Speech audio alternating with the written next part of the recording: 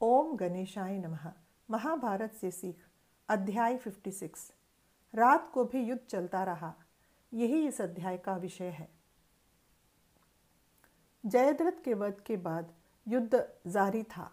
कृपाचार्य अत्यंत क्रोधित होकर अर्जुन के साथ घोर युद्ध करते हैं। अर्जुन के शक्तिशाली अस्त्रों से घायल होकर थकावट के कारण रथ में ही बैठ जाते हैं। इसे देखकर अर्जुन व्याकुल होता है और व्यथित होकर कहता है, मेरे पुत्र अभिमन्यु के मौत से भी मैं इतना दुखी नहीं हुआ जितना मैं अब हुआ हूँ, क्योंकि आचार्यों के ऊपर तीर या शस्त्रों का प्रयोग नहीं करना चाहिए। इस सीख को जिस आचार्य ने दिया, आज उन्हीं के ऊपर मैंने तीर को चलाया। ऐसा एक नीच कार्य मैंने किया है, मुझे नरक ही मिलेगा। इस प्रकार विलाप करता है अर्जुन। श्री कृष्ण अर्जुन से कहते हैं, मैं तुम्हारी वीरता से प्रसन्न हूँ।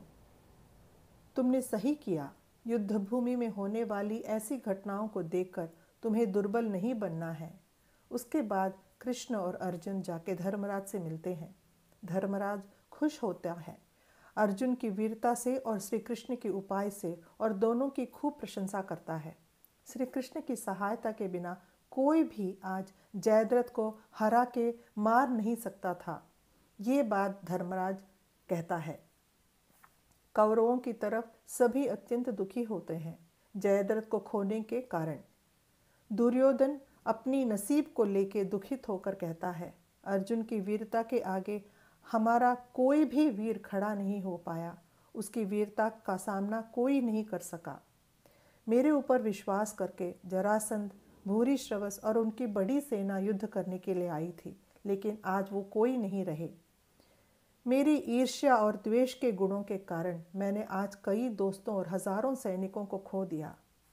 पितामह भीष्म को शिखंडी से बचाने में मैं नाकामयाब रहा। अब इस युद्ध में मेरी जीत होने का भरोसा मुझे नहीं है। मैंने वह विश्वास खो दिया है। दुर्योधन बहुत ही व्यथित होकर यह बातें करता है।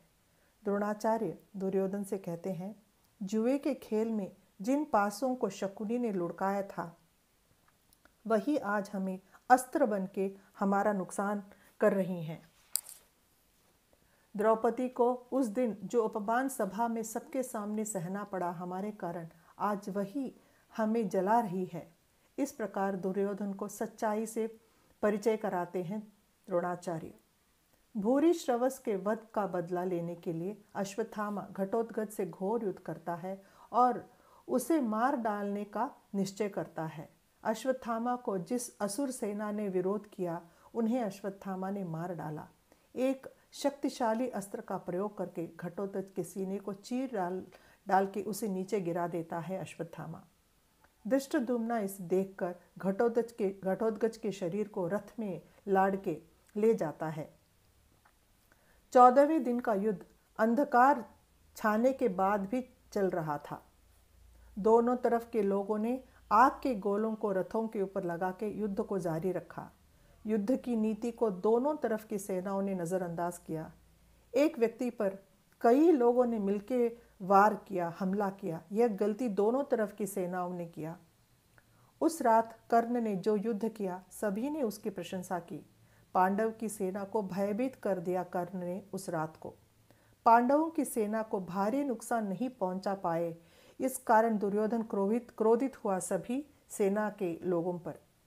कर्ण की बातें सिर्फ दिखावा है, कहते हैं कृपाचार्य। इसका विरोध करते हुए कर्ण कहता है, अगर एक और बार मेरे बारे में आप गलत बातें बोलेंगे तो मैं आपका जीभ काट डालूंगा। इसे सुन के अश्वत्थामा क्रोधित हुआ और कर्ण पर हमला करने के लिए चल उठा। द्रोणाचार्य ने उन दोनों के बीच समाधान किया। आपस में एक दूसरे को नीचा दिखाने के बावजूद भी दुर्योधन के प्रयास के कारण कौरवों की सेना ने पांडवों पर हमला जारी रखा। 14वीं रात भी युद्ध हो रहा था। जय श्री कृष्ण।